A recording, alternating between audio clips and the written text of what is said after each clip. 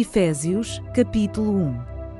Eu, Paulo, apóstolo de Cristo Jesus pela vontade de Deus, escrevo esta carta ao povo santo em Éfeso, seguidores fiéis de Cristo Jesus, que Deus, nosso Pai, e o Senhor Jesus Cristo lhes dê em graça e paz. Todo louvor seja a Deus, o Pai de nosso Senhor Jesus Cristo, que nos abençoa em Cristo com todas as bênçãos espirituais nos domínios celestiais. Mesmo antes de criar o mundo, Deus nos amou e nos escolheu em Cristo para sermos santos e sem culpa diante dele. Ele nos predestinou para si, para nos adotar como filhos por meio de Jesus Cristo, conforme o bom propósito de sua vontade. Deus assim o fez para o louvor de sua graça gloriosa, que ele derramou sobre nós em seu Filho amado.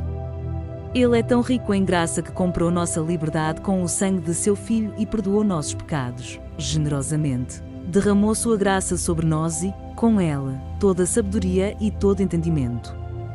Agora Deus nos revelou sua vontade secreta a respeito de Cristo, isto é, o cumprimento de seu bom propósito. E o plano é este: no devido tempo, ele reunirá sob a autoridade de Cristo tudo que existe nos céus e na terra. Além disso, em Cristo nós nos tornamos herdeiros de Deus, pois ele nos predestinou conforme seu plano e faz que tudo ocorra de acordo com sua vontade. O propósito de Deus era que nós, os primeiros a confiar em Cristo, louvássemos a Deus e lhe dessemos glória. Agora vocês também ouviram a verdade, as boas novas da salvação. E, quando creram em Cristo, ele colocou sobre vocês o selo do Espírito Santo que havia prometido. O Espírito é a garantia de nossa herança, até o dia em que Deus nos resgatará como sua propriedade, para o louvor de sua glória. Desde que eu soube de sua fé no Senhor Jesus e de seu amor pelo povo santo em toda parte, não deixo de agradecer a Deus por vocês. Em minhas orações, peço que Deus, o Pai glorioso de nosso Senhor Jesus Cristo, lhes dê sabedoria espiritual e entendimento para que cresçam no conhecimento dele. Oro para que seu coração seja iluminado, a fim de que compreendam a esperança concedida àqueles que ele chamou e a rica e gloriosa herança que ele deu a seu povo santo. Também oro para que entendam a grandeza insuperável do poder de Deus para conosco, os que cremos. É o mesmo poder grandioso que ressuscitou Cristo dos mortos e o fez sentar-se no lugar de honra, à direita de Deus, nos domínios celestiais. Agora ele está muito acima de qualquer governante, autoridade, poder, líder ou qualquer outro nome, não apenas neste mundo, mas também no futuro. Deus submeteu todas as coisas à autoridade de Cristo e o fez cabeça de tudo, para o bem da Igreja. E a Igreja é seu corpo. Ela é preenchida e completada por Cristo, que enche consigo mesmo todas as coisas em toda parte. Efésios, capítulo 2. Vocês estavam mortos por causa de sua desobediência e de seus muitos pecados, nos quais costumavam viver, como o resto do mundo, obedecendo ao comandante dos poderes do mundo invisível. Ele é o Espírito que opera no coração dos que se recusam a obedecer. Todos nós vivíamos desse modo, seguindo os desejos ardentes e as inclinações de nossa natureza humana. Éramos, por natureza, merecedores da ira, como os demais. Mas Deus é tão rico em misericórdia e nos amou tanto que, embora estivéssemos mortos por causa de nossos pecados, ele nos deu vida juntamente com Cristo. É pela graça que vocês são salvos. Pois ele nos ressuscitou com Cristo e nos fez sentar com ele nos domínios celestiais, porque agora estamos em Cristo Jesus.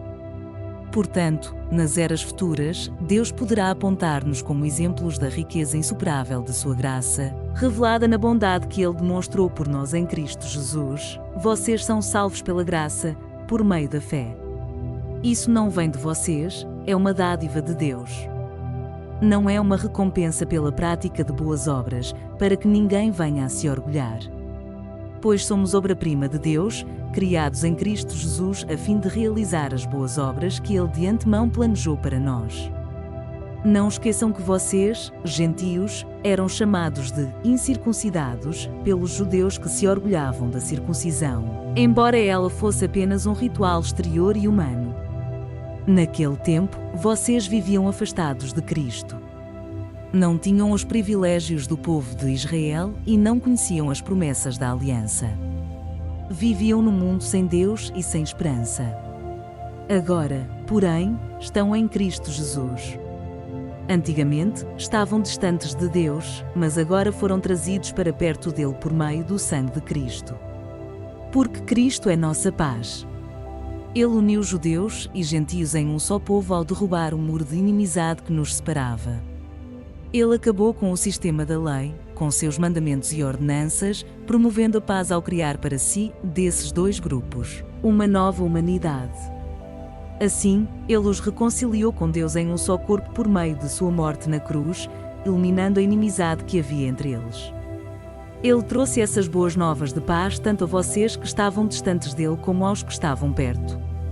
Agora, por causa do que Cristo fez, todos temos acesso ao Pai pelo mesmo Espírito. Portanto, vocês já não são estranhos e forasteiros, mas concidadãos do povo santo e membros da família de Deus. Juntos, somos sua casa, edificados sobre os alicerces dos apóstolos e dos profetas. E a pedra angular é o próprio Cristo Jesus. Nele somos firmemente unidos, constituindo um templo santo para o Senhor. Por meio dele, vocês também estão sendo edificados como parte dessa habitação, onde Deus vive por seu Espírito. Efésios, capítulo 3. Quando penso em tudo isso, eu, Paulo, prisioneiro de Cristo Jesus para o bem de vocês, gentios. Tomando por certo, a propósito, que vocês sabem que Deus me deu essa responsabilidade especial de estender sua graça a vocês. Como lhes escrevi anteriormente em poucas palavras, o próprio Deus revelou esse segredo a mim. Ao lerem o que escrevi, entenderão minha compreensão desse segredo a respeito de Cristo, que não foi revelado às gerações anteriores, mas agora foi revelado, pelo Espírito, aos santos apóstolos e profetas. E este é o segredo revelado. Tanto os gentios como os judeus que creem nas boas novas participam igualmente das riquezas herdadas pelos filhos de Deus. Ambos são membros do mesmo corpo e desfrutam a promessa em Cristo Jesus. Pela graça e pelo grande poder de Deus, recebi o privilégio de servir anunciando essas boas novas. Ainda que eu seja o menos digno de todo o povo santo, recebi, pela graça, o privilégio de falar aos gentios sobre os tesouros infindáveis que estão disponíveis a eles em Cristo e de explicar a todos esse segredo que Deus, o Criador de todas as coisas, manteve oculto desde o princípio. O plano de Deus era mostrar a todos os governantes e autoridades nos domínios celestiais, por meio da Igreja, as muitas formas da sabedoria divina. Esse era seu propósito eterno, que ele realizou por meio de Cristo Jesus, nosso Senhor. Por meio da fé em Cristo, agora nós, com ousadia e confiança, temos acesso à presença de Deus. Portanto, peço-lhes que não desanimem por causa de minhas provações. É por vocês que sofro, a honra é de vocês. Quando penso em tudo isso, caio de joelhos e oro ao Pai, o Criador de todas as coisas nos céus e na terra. Peço que, da riqueza de sua glória, Ele os fortaleça com poder interior por meio de seu Espírito. Então Cristo habitará em seu coração à medida que vocês confiarem nele. Suas raízes se aprofundarão em amor e os manterão fortes. Também peço que, como convém a todo o povo santo, vocês possam compreender a largura, o comprimento, a altura e a profundidade do amor de Cristo. Que vocês experimentem esse amor, ainda que seja grande demais para ser inteiramente compreendido. Então vocês serão preenchidos com toda a plenitude de vida e poder que vem de Deus. Toda a glória seja a Deus que, por seu grandioso poder que atua em nós, é capaz de realizar infinitamente mais do que poderíamos pedir ou imaginar. A Ele seja a glória na Igreja e em Cristo Jesus por todas as gerações, para todo o sempre. Amém. Efésios, capítulo 4. Portanto, como prisioneiro no Senhor, suplico-lhes que vivam de modo digno do chamado que receberam. Sejam sempre humildes e amáveis, tolerando pacientemente uns aos outros em amor. Façam todo o possível para se manterem unidos no Espírito, ligados pelo vínculo da paz. Pois há um só corpo e um só Espírito, assim como vocês foram chamados para uma só esperança. Há um só Senhor, uma só fé, um só batismo, um só Deus e Pai de tudo, o qual está sobre todos, em todos, e vive por meio de todos. A cada um de nós, porém, Ele concedeu uma dádiva, por meio da generosidade de Cristo. Por isso as Escrituras dizem: quando ele subiu às alturas, levou muitos prisioneiros e concedeu dádivas ao povo. Notem que diz que ele subiu. Por certo, isso significa que Cristo também desceu ao mundo inferior. E aquele que desceu é o mesmo que subiu acima de todos os céus, a fim de encher consigo mesmo todas as coisas. Ele designou alguns para apóstolos, outros para profetas, outros para evangelistas, outros para pastores e mestres. Eles são responsáveis por preparar o povo santo para realizar sua obra e edificar o corpo de Cristo, até que todos alcancemos a unidade que a fé e o conhecimento do Filho de Deus produzem e amadureçamos, chegando à completa medida da estatura de Cristo. Então não seremos mais imaturos como crianças, nem levados de um lado para o outro, empurrados por qualquer vento de novos ensinamentos, e também não seremos influenciados quando nos tentarem enganar com mentiras astutas. Em vez disso, falaremos a verdade em amor, tornando-nos, em todos os aspectos, cada vez mais parecidos com Cristo, que é a cabeça. Ele faz que todo o corpo se encaixe perfeitamente. E cada parte, ao cumprir sua função específica, ajuda as demais a crescer, para que todo o corpo se desenvolva e seja saudável em amor. Assim, eu lhes digo com a autoridade do Senhor: não vivam mais como os gentios, levados por pensamentos vazios e inúteis. A mente deles está mergulhada na escuridão. Andam sem rumo, alienados da vida que Deus dá, pois são ignorantes e endureceram o coração para Ele. Tornaram-se insensíveis, vivem em função dos prazeres sensuais e praticam avidamente toda espécie de impureza. Mas não foi isso que vocês aprenderam de Cristo. Uma vez que ouviram falar de Jesus e foram ensinados sobre a verdade que vem dele, livrem-se de sua antiga natureza e de seu velho modo de viver, corrompido pelos desejos impuros e pelo engano. Deixem que o Espírito renove seus pensamentos e atitudes e revistam-se de sua nova natureza, criada para ser verdadeiramente justa e santa como Deus. Portanto, abandonem a mentira e digam a verdade a seu próximo, pois somos todos parte do mesmo corpo. E não pequem ao permitir que a ira os controle. Acalmem a ira antes que o sol se ponha, pois ela cria oportunidades para o diabo. Quem é ladrão, pare de roubar. Em vez disso, use as mãos para trabalhar com empenho e honestidade, e assim, ajudar generosamente os necessitados. Evitem o linguajar sujo e insultante. Que todas as suas palavras sejam boas e úteis, a fim de dar ânimo àqueles que as ouvirem. Não entristeçam o Espírito Santo de Deus, o selo que Ele colocou sobre vocês para o dia em que nos resgatará como sua propriedade. Livrem-se de toda a amargura, raiva, ira, das palavras ásperas e da calúnia, e de todo tipo de maldade. Em vez disso, sejam bondosos e tenham compaixão uns dos outros, perdoando-se como Deus os perdoa em Cristo. Efésios, capítulo 5. Portanto, como filhos amados de Deus, imitem-no em tudo que fizerem. Vivam em amor, seguindo o exemplo de Cristo, que nos amou e se entregou por nós como oferta e sacrifício de aroma agradável a Deus. Que não haja entre vocês imoralidade sexual, impureza ou ganância. Esses pecados não têm lugar no meio do povo santo. As histórias obscenas, as conversas tolas e as piadas vulgares não são para vocês. Em vez disso, sejam agradecidos a Deus. Podem estar certos de que nenhum imoral, impuro ou ganancioso, que é idólatra, herdará o reino de Cristo e de Deus. Não se deixem enganar por palavras vazias, pois a ira de Deus virá sobre os que lhe desobedecerem. Não participem do que essas pessoas fazem. Pois antigamente vocês estavam mergulhados na escuridão, mas agora têm a luz no Senhor. Vivam, portanto, como filhos da luz. Pois o fruto da luz produz apenas o que é bom, justo e verdadeiro. Procurem descobrir o que agrada ao Senhor. Não participem dos feitos inúteis do mal e da escuridão, antes, mostrem sua reprovação expondo-os à luz. É vergonhoso até mesmo falar daquilo que os maus fazem em segredo. Suas más intenções, porém, ficarão evidentes quando a luz brilhar sobre elas, pois a luz torna visíveis todas as coisas. Por isso se diz: desperte, você que dorme, levante-se dentre os mortos, e Cristo o iluminará. Portanto, sejam cuidadosos em seu modo de vida. Não vivam como insensatos, mas como sábios. Aproveitem ao máximo todas as oportunidades nestes dias maus. Não ajam de forma impensada, mas procurem entender a vontade do Senhor.